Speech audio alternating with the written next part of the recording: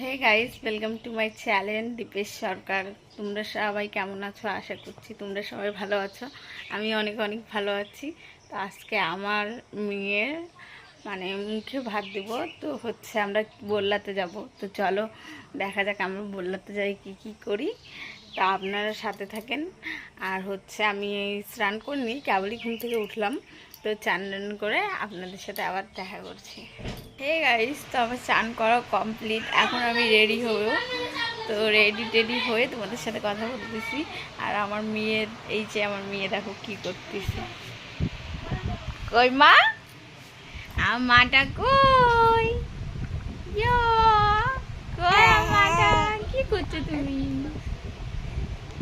আমি রেডি হয়ে গেছি। এই যে আমার মেয়ে।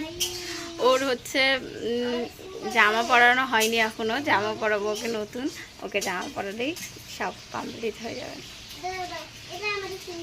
তা আমাকে কেমন লাগছে কমেন্টে বলবো সবাই। তো আমরা যাচ্ছি, এখন টোটোতে আছি।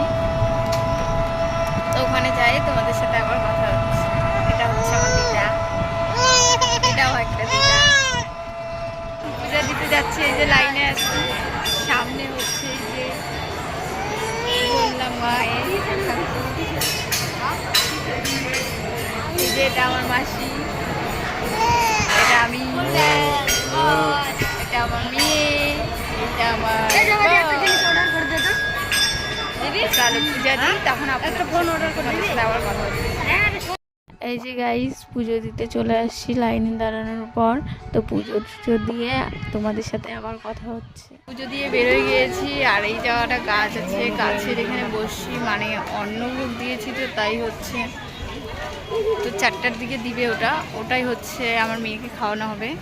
তো এই যে আমার ভাই। তো পরে ভিডিওটা কন্টিনিউ দেখতে থাকো। তো এই যে গাইস, আমার ভাই এখন খাওয়াবে মাম্মামকে।